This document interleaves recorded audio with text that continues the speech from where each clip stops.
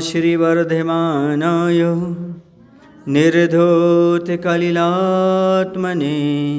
सालोकानां त्रिलोकानां यदि विद्यादर्पणायते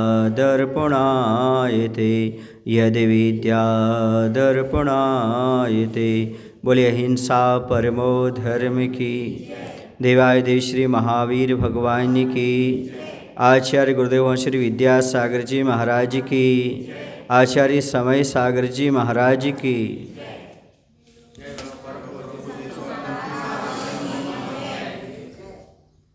संसार में हर एक व्यक्ति अपने शरीर के बारे में चिंतन करता है, विचार करता है।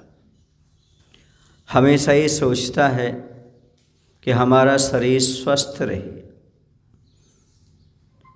लेकिन आत्मा के बारे में व्यक्ति सोच नहीं पाता। दुनिया में जितने मंदिर नहीं होंगे, जितनी पाठशालाएं नहीं होंगी, उतने हॉस्पिटल होंगे और उतने डॉक्टर होंगे। कारण ये है कि आदमी शरीर को स्वस्थ रखना चाहता है, पर आत्मा को स्वस्थ और पवित्र नहीं रखना चाहता है। ऐसे एक व्यक्ति था जो अपने शरीर को स्वस्थ रखना चाहता था, क्योंकि उसके शरीर में चर्बी बढ़ रही थी, मोटापा आ रहा था। तो सोच रहा था कि मेरा मोटापा कैसे कम हो, क्योंकि मोटापा आने पर बहुत सारे रोग उत्पन्न होने लगते हैं। मोटापा बहुत सारे रोगों का जनक होता है। मोटे होने से शरीर में बहुत सारी बीमारियां उत्पन्न होती हैं, लेकिन बॉडी जब फिटनेस होती है तब बहुत सारे रोगों से बच जाया करते हैं।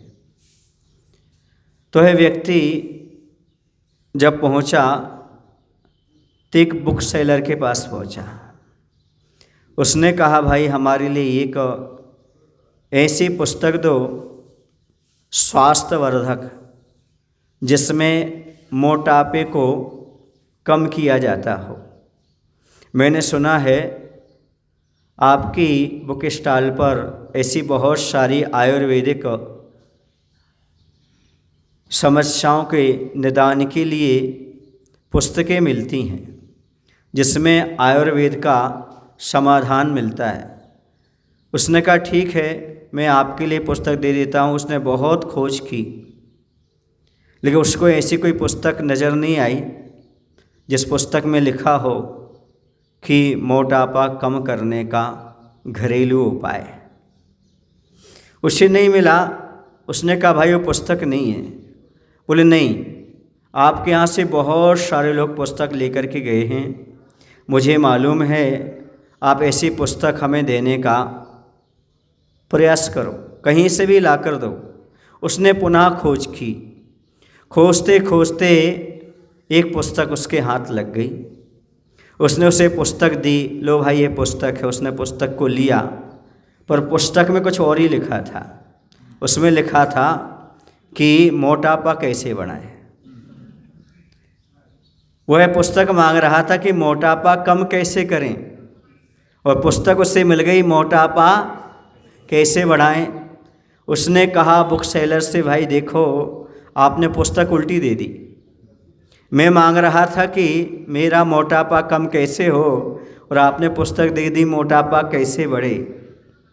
उसने कहा अरे भले आदमी, तुम इतना भी नहीं मालूम क्या? बोले क्या? बोले जो इसमें लिखा है वो मोटापा बढ़ाने के लिए लिखा हुआ है। ये खाइएगा, ये उपयोग करिएगा, ये व्यापारिएगा, जिससे आपको मोटापा हो। बस सीधी बात, उसको उल्टा करो ना, विपरीत करो ना।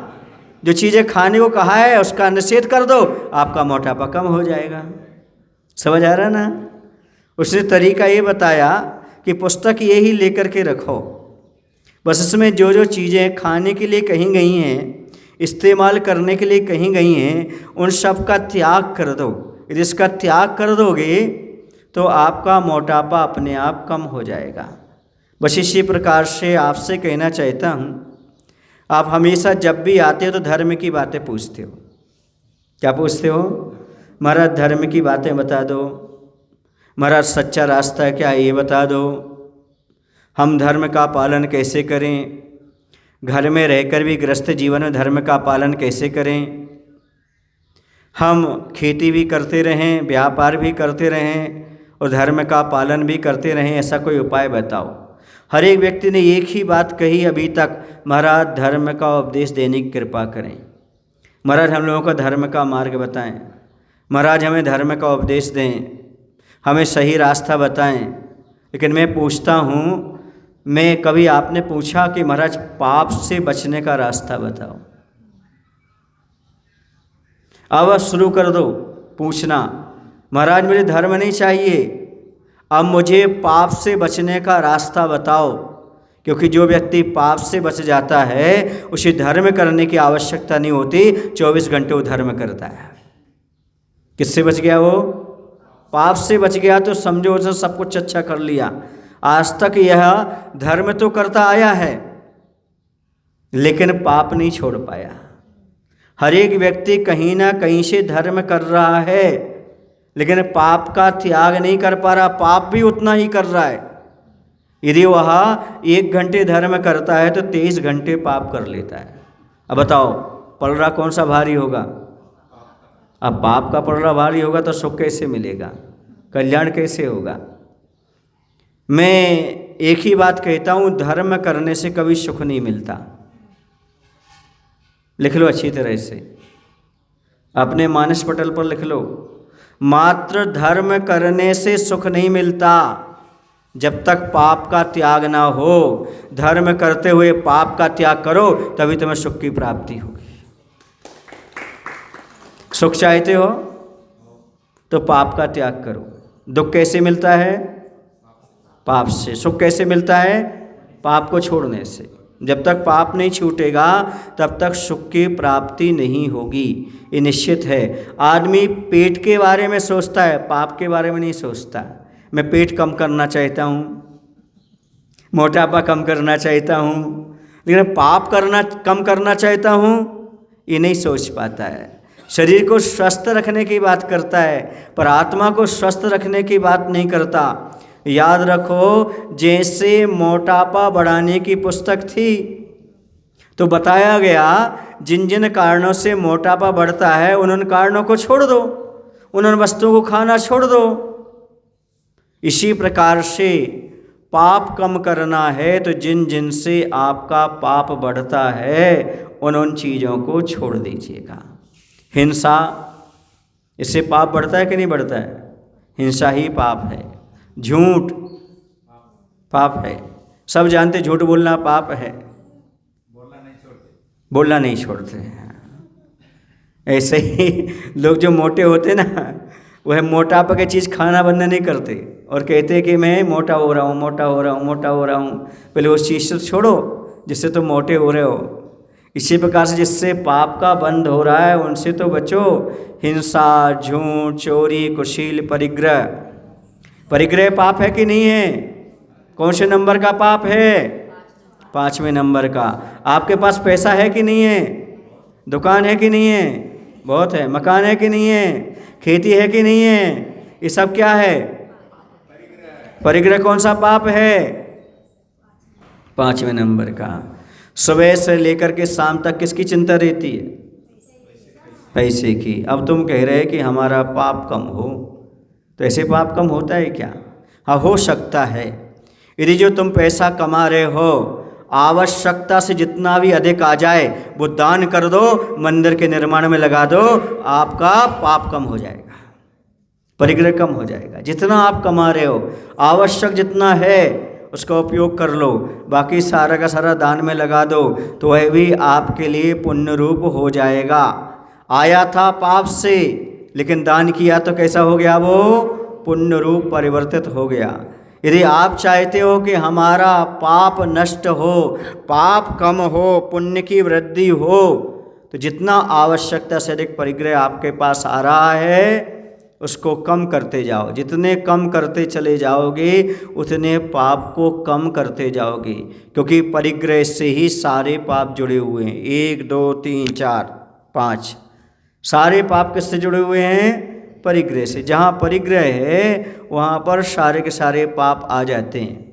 और आचार्य कहते हैं जहाँ पर परिग्रह है वहाँ पर भय भी आ जाता है। परिग्रह रहेगा तो भय बना रहेगा, परिग्रह नहीं तो भय होगा ही नहीं। भय क्यों होता है? जो हमारे पास हो चला ना जाए, वह नष्ट ना हो जाए। तो क्या है तुम्हारे पास आत्मा के अलावा? जो कुछ शरीर आदि है उसे अपना मान रखा है, यही परिग्रह है। मम इदायम अभिप्राय मात्रम व परिग्रह, यह मेरा है, इस प्रकार का भाव ही परिग्रह है। और यही परिग्रह आपके लिए पाप को वर्धन कराने वाला है। जैसे परिग्रह को कमाते हो तब भी आपके लिए कुछ ना कुछ पाप करना पड़ता, आरंभ सारंभ करना पड़ता है, उसकी रक्षा के लिए आरंभ सारंभ करना पड़ता है। और जब वो जाता है ना तब भी बड़ा कष्ट होता है। होता कि नहीं होता? धन के आने पर कष्ट, धन के संरक्षण में कष्ट, धन के जाने पर कष्ट, सुख कहाँ है बताओ तो आप? हाँ, जिससे आपने सुख की कल्पना की है ना वह आपको सुखी बनाने वाला नहीं है, उससे आपको दुख ही मिलने वाला है, इफेक्ट है। पर आदमी इस चीज़ को समझ नहीं पाता, दिन रात उसी की खोज में लगा रहता है, उसी का प्रयास करता रहता है। जैसे बने वैसे हमें धन दौलत प्राप्त होते चले जाना चाहिए, पर उसका सदुपयोग करना नहीं आता उसको। धन कमाना तो आता है पर सदुपयोग करना नहीं आता है। ध्यान रखो, भोजन करना महत्वपूर्ण नहीं है, भोजन को पचाना महत्वपूर्ण है। भोजन कितना भी कर लो बीमारी पड़ोगी, जितना पचता है उतना ही लेना। इसी प्रकार से धन कमाना तो सरल है, लेकिन धन का उपयोग करना बहुत कठिन है। बिना पुण्य के धन नहीं आता। सुन रहे ना? पूर्व का पुण्य का उदय चाहिए और वर्तमान में पाप की क्रिया चाहिए। समझ आ रहा? पूर्व का पुण्य चाहिए और वर्तमान में क्रिया चाहिए। हिंसा आदि को क्रिया करोगे तुम, उसके बिना पैसा आने वाला नहीं। पूर्व पुण्य का उदय, वर्तमान की पाप की क्रिया, इन दोनों से आता है धर्म। और यदि पाप में लगाया तो पुनः हो गया पाप का बंध, यदि दान कर दिया तो पुनः हो गया पुण्य का बंध। As you like can you live. अब आप पर डिपेंड करता है आप उसका कैसा उपयोग करना चाहते, कैसे अपना जीवन जीना चाहते हो। याद रखना, बिना पुण्य के उदय के और बिना पाप की क्रिया के धन आज तक ना आया है और ना आ सकता है। बहुत से लोग पाप की क्रिया करते हैं लेकिन पैसा आ जाए कोई ज़रूरी है क्या? बहुत से पुण्य का उदय है लेकिन क्रिया करे बिना पैसा आता है क्या? थोड़ा बहुत तो पुरुषार्थ करना ही पड़ता है। ये बात अलग है कि जो पुण्यशाली जीव होते हैं वो थोड़ा सा पुरुषार्थ करते हैं और बहुत सारा प्राप्त कर लेते हैं। कुछ लोग बहुत पुरुषार्थ करते हैं पर थोड़ा सा प्राप्त होता है। क्यों? क्योंकि उनका पुण्य का बेकिंग नहीं है। जिसकी बेकिंग में पुण्य होता है वह थोड़ा पुरुषार्थ भी करता है तो बहुत सारा प्राप्त हो जाता है। तो मेरे कहने का तात्पर्य यह है, मोटापा कम करना है तो जिससे मोटापा बढ़ता है उनको खाना बंद कर दो। उसी प्रकार जिससे दुख होता है ऐसे पाप कर्मों से बच जाओ, आप सुखी हो जाओगे। और कोई तरीका नहीं है। आप चाहो कोई ऐसा तरीका हो, कोई मंत्र तंत्र हो कि महाराज एक मंत्र फेर दें और हम स्वस्थ हो जाएं, हमारी गरीबी दूर हो जाए, हमारा तनाव टेंशन दूर हो जाए, समस्या नहीं है। ये कोई हल होने वाला नहीं। ऐसा हल होता ना तो संसार में अभी तक सभी सुखी हो गए होते। क्योंकि महाराज तो प्रतिदिन भावना बातें हैं, सर्वे भवन्तु सुखिनः सर्वे सन्तु निरामयः सर्वे भद्राणि पश्यन्तु मा कश्चित् दुःख भाग् भवेत्। महाराज हमेशा ही उपदेश देते, ही भावना बातें, हे भगवान संसार में सभी सुखी हों, सभी निरोगी हों, सभी का कल्याण हो, कोई संसार में दुखी ना हो। तो मात्र भावना भाने से कहने से काम नहीं होता, बल्कि उन आचरणों को अपने जीवन में धारण करना पड़ता है जिन जिन से सुख मिलता है। और जिन जिन से दुख मिलता है उन कारणों से हटने का प्रयास करना पड़ता है। वैसे भी जो भी व्रत होते हैं, संकल्प होते हैं, वो त्याग रूप होते हैं। क्योंकि अनादिकाल से आदमी ने ग्रहण किया है, छोड़ा नहीं है। अनादिकाल से ग्रहण करता है, इसी से ग्रहण लग गया। जैसे सूर्य को ग्रहण लग जाता ना तो अंधकार छा जाता है, वैसे इस आत्मा पर कर्मों का ग्रहण लग चुका है और इसके जीवन में अंधकार ही अंधकार छा गया है। इसलिए यदि चाहते हो कि हम स्वस्थ रह सकें, यदि आप चाहते हो हम सुखी रह सकें तो एक ही तरीका है, जिन जिन चीज़ों को अपनाया है धीरे धीरे उनको छोड़ते चले जाओ, तभी आपको सुख की प्राप्ति होगी। पाप के रहते हुए कभी सुख न आज तक किसी को मिला है और न कभी मिल सकता है। इसलिए दुख का कारण क्या है? पाप है। और पाप का स्रोत कहाँ से होता है? परिग्रह से होता है। तो इन परिग्रह को कम करो, पाप को कम करो, तब जाकर के सुख की उपलब्धि हो सकती है। मुनि महाराज निष्परिग्रह क्यों रहते हैं? सब परिग्रह का त्याग क्यों करते हैं? क्योंकि परिग्रह रखने से कहीं ना कहीं हिंसा होती है। इसलिए अहिंसा महाव्रत का पालन करने वाले साधु परमेष्ठी हमेशा पूर्ण रूप से परिग्रह का त्याग करके निर्वस्त्र होकर के दिगंबर मुद्रा को धारण करके आत्मकल्याण में प्रवृत्त होते हैं। और आपको भी हमेशा यही उपदेश देते हैं, जितना हो सके उतना परिग्रह का त्याग करो। लेकिन सबसे ज़्यादा परिग्रह होता है तो जैनियों के पास होता है। उनके भगवान, उनके गुरु परिग्रह को छोड़कर चले गए, और सबसे ज़्यादा परिग्रह किनके होता है? जैनियों के होता है। मैं तो कहता होना भी चाहिए। पूछो क्यों? क्योंकि जो निष्परिग्रह की आलोचना, इनकी आराधना करता है, भक्ति करता है, पूजन करता है, भगवान की स्तुति करता है, उसके पास निधियाँ अपने आप सिमट करके आ जाती हैं। सारी धन दौलत उसके पास अपने आप आ जाती है, क्योंकि भगवान का भक्त कभी गरीब नहीं होता। ध्यान रखना, जिनेंद्र भगवान की भक्ति करने वाला सम्यक दृष्टि जीव कहीं भी रहेगा, कभी गरीबी का अनुभव वह कर ही नहीं सकता। क्यों? क्योंकि उसने सच्चे देव शास्त्र पर श्रद्धा रखा है। बाहर से भरे धन दौलत कम नजर आए, लेकिन अंदर संतोषी होता है, इतना पर्याप्त है। मैं भगवान की भक्ति कर लेता हूँ, अभिषेक कर लेता हूँ, पूजन कर लेता हूँ, मेरे परिवार के जनों की सद्बुद्धि है, सब मंदिर आते हैं, इतना पर्याप्त है। ज़्यादा धन दौलत इकट्ठे करने की आवश्यकता नहीं है। वह संतोषी रहता है और हमेशा सुखी बना रहता है। तो आप भी चाहते हो कि आपका जीवन सुखी बने, तो संतोष धारण करो। इसके साथ ही साथ पाप को कम करने का प्रयास करो। जैनी के लक्षण में रात्रि भोजन का त्याग और छना पानी, ये पाप को कम करने के लिए ही कहा गया है। क्योंकि रात में भोजन करने से जो कर्म का बंध होता है, पाप का बंध होता है, वो नरक गति का बंध कराने वाला होता है। निश्चित है, महाभारत पर्व में ही लिखा है, हिंदू ग्रंथ में लिखा है, वैष्णव संप्रदाय में लिखा है कि रात्रि भोजन प्रथम चत्वारि नरक द्वारम, प्रथम रात्रि भोजन लिखा। 4 नरक के द्वार हैं, उसमें सबसे पहला नरक का द्वार यदि कोई है तो रात्रि भोजन है। रात में भोजन करने वाला नरक जाता है, ऐसा कहा है। ये रात्रि भोजन का त्याग क्यों कहा? आपका शरीर भी स्वस्थ रहेगा और पाप का बंध भी नहीं होगा, हिंसा नहीं होगी। सीधी सी बात है समझने के लिए। सूर्य प्रकाश के उदय में क्या होता है? किरणें रहती हैं, तेज रहता है, तो सूक्ष्म जीव उत्पन्न नहीं हो पाते। और रात्रि में अपने आप सूक्ष्म जीवों की उत्पत्ति देखते हैं। जब लाइट जलाते कितने जीव आ जाते हैं। तो वो सारे जीव यदि आपके भोजन में मिल जाते हैं, थोड़े भी मिल जाते हैं, तो बैक्टीरियल इन्फेक्शन अंदर होता है, जीवाणु अंदर जाते हैं, तो इसके माध्यम से शरीर भी अस्वस्थ होता है। और जो जीव मरते हैं उससे पाप का बंध भी होता है। जिससे पाप का बंध हो, जिससे बुद्धि और शरीर नष्ट भ्रष्ट हो, ऐसी चीज़ों से बचना चाहिए, तभी आप जीवन में सुखी रह सकते हो। छना पानी भी इसलिए कहा गया क्योंकि छना पानी पीने से ही आप स्वस्थ रह सकते हो। अनछना पानी मत पीना, क्योंकि एक बूंद अनछने पानी में 36,450 त्रस जीव होते हैं। कितने?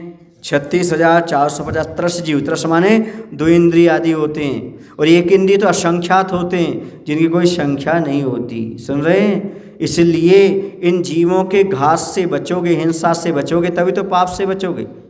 जीवों को घात करना महान पाप है, जीवों को कष्ट पहुंचाना महान पाप है, दूसरे को पीड़ा पहुंचाना महान पाप है। तो दूसरे को पीड़ा पहुंचाना बंद कर दो, दूसरे को दुखी करना बंद कर दो।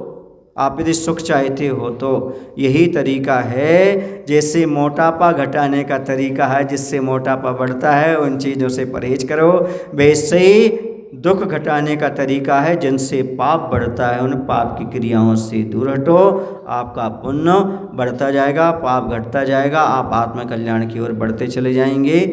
इतना ही आज का प्रवचन पर्याप्त है, आगे और भी विहार करना है। बोले महावीर भगवान की जय। आचार्य गुरुदेव श्री विद्यासागर जी महाराज की। आप लोग जय बोलने में कंजूसी करते हैं। बोले आचार्य विद्यासागर जी महाराज की, आचार्य समय सागर जी महाराज की।